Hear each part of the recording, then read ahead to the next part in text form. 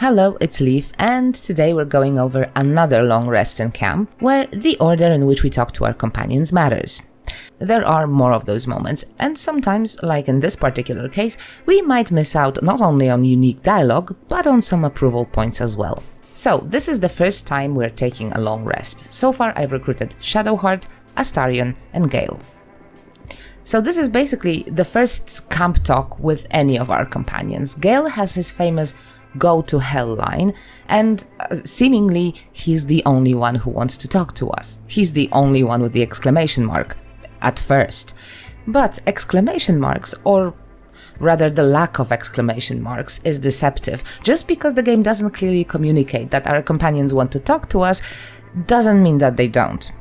They don't necessarily have anything very important to say, but sometimes underneath the absence of that little exclamation mark, there's a slightly hidden opportunity to score approval points. So, the first instinct in this situation is to talk to Gale, because of the exclamation mark. And we can certainly do so, but this conversation never changes, no matter what. Gale will always tell us the same thing, starting with the famous "Go to hell." And we can get some approval if we respond in a light-hearted manner. Ha! You're a good sport. Go to hell. An everyday expression. So trivial it's almost meaningless. But we've seen hell. It's real. And it isn't trivial. Shadowheart's dialogue, however, absolutely changes depending on the order. She certainly doesn't like being ignored for too long. If we talk to her first, she says this. You strike me as the reliable sort. But are you sure this is a good idea? Outside threats, perhaps? Each hour that passes, the thing inside us grows. We need to find a healer.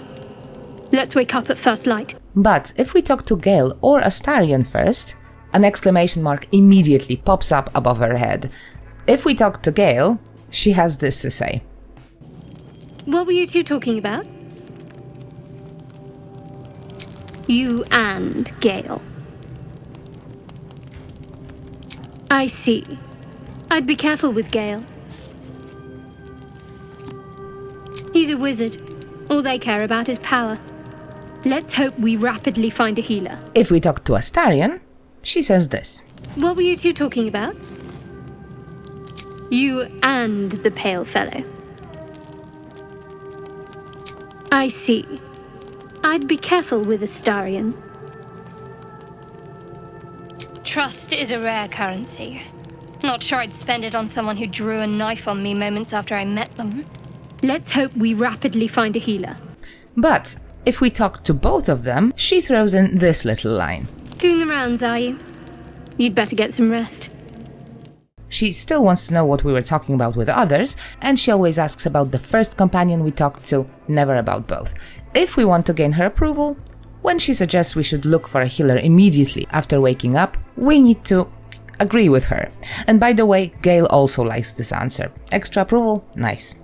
If we choose the third option, however, we get relationship points from Astarion. The second option does nothing.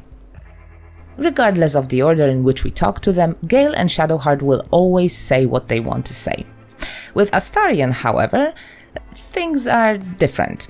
If we talk to him first, he says this.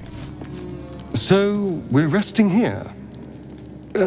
Turning in for the night. I suppose. I'm not really sure what I expected, really. This is all a little new. The night normally means bustling streets, bursting taverns. Curling up in the dirt and resting is, a little novel. When we come to him after we've already talked to one of the others, he'll comment on that before moving to a slightly shortened version of his normal dialogue. Your magician seems dour tonight. Must not relish the idea of sprouting tentacles. Understandable. Can't say I'm a fan either. It's just hard to join in when all of this feels so new. The night normally means bustling streets, bursting taverns. Shadowheart seems jumpy. Must not relish the thought of sprouting tentacles. In all three cases, we have a chance of gaining some approval if we tell him that we feel safe with him keeping watch. However, if we choose to speak to him last, he has something quite different to say. Do you mind? I'm brooding. Just like that. No conversation, no approval, nothing. Yes, this little attention whore, this highly sensitive individual clearly doesn't believe in saving the best for last. So, for the longest time, I've been shooting myself in the foot. And judging from some of the comments under my last video, I'm not the only one. Well, now we all know what to do. Thanks so much for watching, and take care.